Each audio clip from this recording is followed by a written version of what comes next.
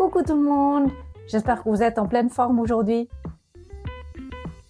Moi, je suis super contente de vous retrouver pour vous emmener avec moi explorer une véritable passion, la cuisine coréenne. Allons découvrir ensemble un univers de saveurs qui m'a complètement séduit depuis mon tout premier voyage en Corée. Franchement, je me souviens encore de ma toute première bouchée ici. Une explosion de goûts nouveaux est tellement excitant. C'est simple, je suis tombée amoureuse de la nourriture coréenne dès la première bouchée. C'est un vrai bonheur à chaque repas, une fête pour les papilles. Par contre, si manger coréen c'est le paradis, je dois avouer que mettre la main à la pâte, c'est une autre histoire. Trouver cet équilibre parfait entre les saveurs, ce petit je ne sais quoi qui rend un plat coréen si unique, ça demande du temps, de la patience et pas mal d'essais. D'ailleurs, un grand merci à mon mari qui a toujours goûté mes expériences culinaires, même les moins bonnes, avec un enthousiasme qui force le respect. Mais alors, quel est ce secret de la cuisine coréenne? Imaginez un peu, au lieu d'avoir un seul goût dominant, on recherche une véritable harmonie.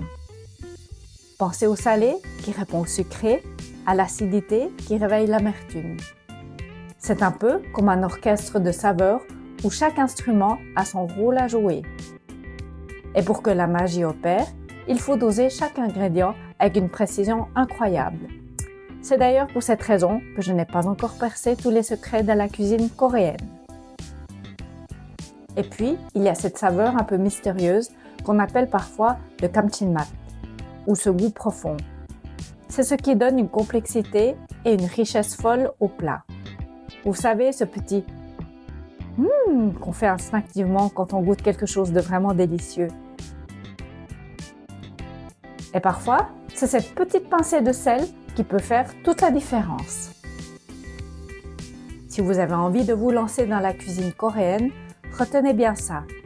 Suivre la recette, c'est un bon début, mais le vrai secret, c'est de goûter, d'ajuster, de faire confiance à votre palais pour trouver cet équilibre parfait qui vous fera voyager. Et parlons d'un autre pilier essentiel, la fermentation. Des stars comme le kimchi, ce chou fermenté et épicé qu'on adore, en passant par le doenjang, la pâte de soja fermentée, ou le kanjang, la sauce de soja coréenne, ce ne sont pas de simples accompagnements. Ce sont de véritables bases de saveurs complexes qui donnent une profondeur unique à de nombreux plats. Cette tradition de la fermentation, c'est vraiment l'âme de beaucoup de préparations coréennes. Quand on passe à table en Corée, le repas s'organise souvent autour du riz, le fameux pap, qui est un peu au centre de tout. Il est presque toujours accompagné d'une soupe ou d'un ragoût bien parfumé. Et ensuite, arrive une multitude de petites assiettes colorées, les banchan. Oubliez l'idée d'un plat principal avec des accompagnements secondaires. Ici, tout est fait pour être partagé, goûté ensemble avec le riz et la soupe. On a souvent les meat banchan, ces petites préparations qu'on fait en plus grande quantité et qui se conservent bien, comme différentes sortes de kimchi ou des légumes marinés. Et puis, il y a les banchan frais préparés spécialement pour le repas. Ce qui rend aussi cette cuisine si spéciale, c'est la variété des textures et des ingrédients qu'on utilise.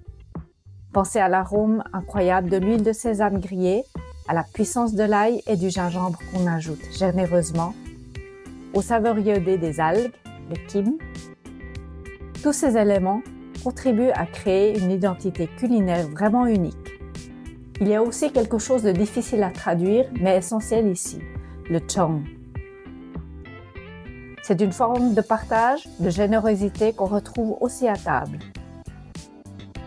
Même si les repas ne sont pas toujours bruyants, le simple fait de partager une multitude de plats préparés avec soin, c'est une vraie marque d'affection et de convivialité. Alors, si vous avez envie de cuisiner la vraie cuisine coréenne, mon conseil, c'est de pousser la porte des McChip. Ces restaurants qui ont une super réputation, ça vous donnera une excellente idée du goût authentique. Et n'oubliez pas que la cuisine maison, a un goût unique que l'on ne retrouve nulle part ailleurs, avec des recettes transmises de génération en génération. Le top, c'est de goûter les deux pour affiner votre palais. Et soyez patient avec vos papilles, il leur faudra peut-être un peu de temps pour s'habituer à ces nouvelles saveurs. En résumé, la cuisine coréenne, c'est un équilibre de saveurs uniques, une maîtrise de la fermentation qui crée des goûts profonds, une façon de manger conviviale et pleine de partage, une incroyable variété de textures et des ingrédients typiques qui subliment chaque plat. J'espère que cette petite exploration vous a donné envie de découvrir ou d'approfondir votre connaissance de la cuisine coréenne. Si cette vidéo vous a plu, n'hésitez pas à la liker et à vous abonner à ma chaîne pour ne pas manquer mes prochaines aventures culinaires.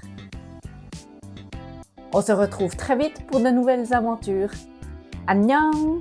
Tschüss!